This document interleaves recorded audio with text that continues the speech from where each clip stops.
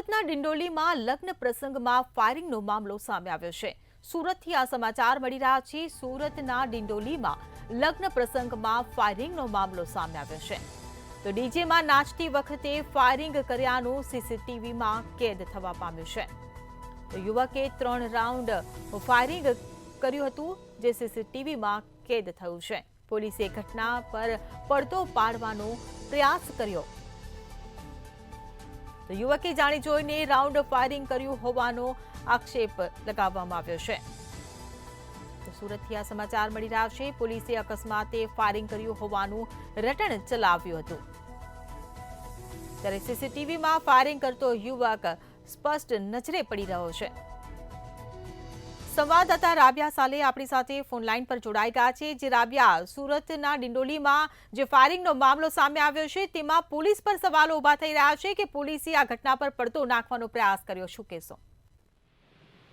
હિરલ, ખાસ કરીને ડીજેમાં નાચતી વેળાએ સુરતનો જે ડિંડોલી વિસ્તાર સામે આવેલો છે, તેમાં યુવક દ્વારા 3 રાઉન્ડ ફાયરિંગ કરવામાં આવ્યું હતું, જે બાદ પોલીસ દ્વારા વાત દબાવવાનો પ્રયાસ કરવામાં આવ્યો હતો, પરંતુ એકાએક સીસીટીવી જે છે એ તપાસ કરવામાં આવી અને સીસીટીવી સામે આવતા જે છે આખી ઘટનાનો પર્દાફાશ થઈ ગયો હતો। યુવકે જાણી જોઈને 3 રાઉન્ડ ફાયરિંગ કર્યું હોવાનું સાબિત થયું હતું, પરંતુ પોલીસે અકસ્માત ફાયરિંગ કર્યું હોવાનું રટણ ચલાવ્યું। કયા કારણોસર પોલીસે આ રટણ ચલાવીને એક સવાલ ઉભો કરી રહ્યો છે? શા માટે પોલીસે ઘટના પર પડદો પાડવાનો પ્રયાસ કર્યો?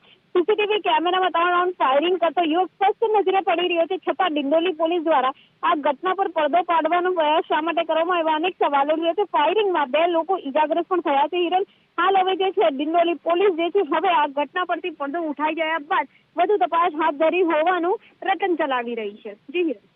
જી રાબિયા, સમગ્ર માહિતી બદલ આભાર। તો સુરતમાં ડિંડોલીમાં લગ્ન પ્રસંગમાં ફાયરિંગનો જે મામલો સામે આવ્યો છે, ડીજેમાં નાચતી વખતે ફાયરિંગ કર્યાના સીસીટીવી સામે આવ્યા છે, ત્યારે પોલીસે ઘટના પર પડદો નાખવાનો જાણે પ્રયાસ કર્યો હોય તેવું સામે આવ્યું છે। યુવકે જાણી જોઈને રાઉન્ડ ફાયરિંગ કર્યું હોવાનો આક્ષેપ